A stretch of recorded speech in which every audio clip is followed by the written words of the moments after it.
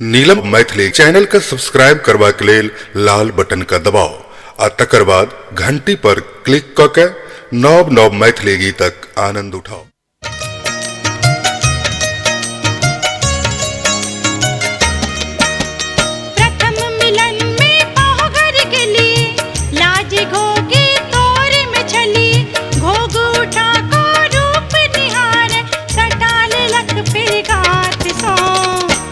दिलक बड़ बड़ दुख बेदर्दा अपना बात सो प्रीतम मोहलक मन के मिटगर बात सो।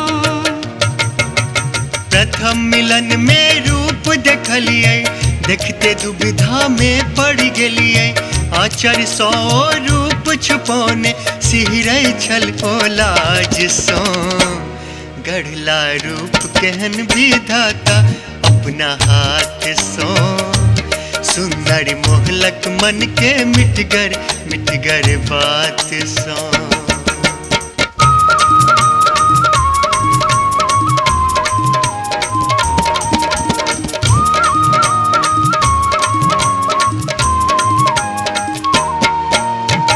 छोरू छोरू फाटत चोली लाजित बे निकलल बोली छोरू छोरू चोली लाजित बे निकलल बोली यौवन पुष्पक युगल कली के यौवन पुष्पक युगल कली के तोड़े चलो दांत सो दिलक बड़ बड़ दुख बेदर्दा अपना हाथ सो प्रीतम मोहलक मन के मिटगर बात सो।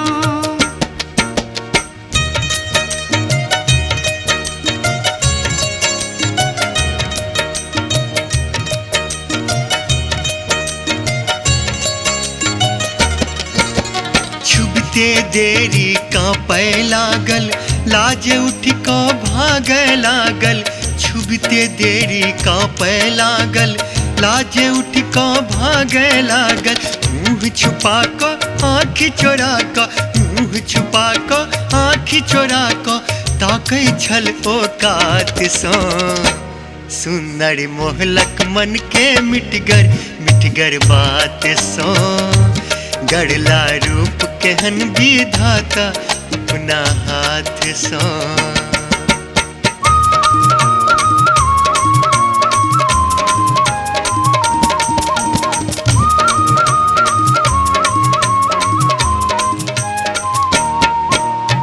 उन्मादे तन का लागल सूतल मनक पिपासा जागल उन्मादे तन का लागल सूतल मनक पिपासा जागल अंग अंग सब टूटा लागल अंग अंग सब टूटा लागल प्रेम पूर्ण आघात सो भीजै लागल साड़ी रस की बरसात सो प्रीतम मोहलक मन के मिटगर बात सो।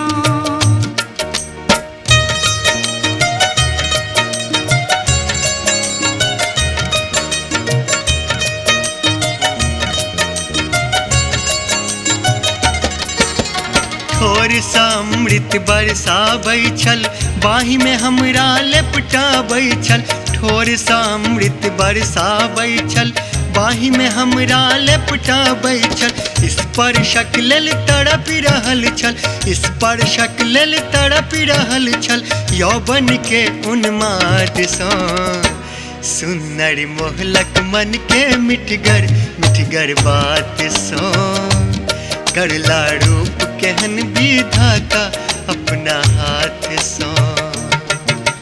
प्रथम मिलन में बाहु घर के लिए लाजी घोगी तोर में छली घोगू उठा को रूप निहार सटाल लक फिर गात सो दिलक बड़ बड़ दुख बेदर्दा अपना बात सो प्रीतम मोहलक मन के मिटगर बात सो।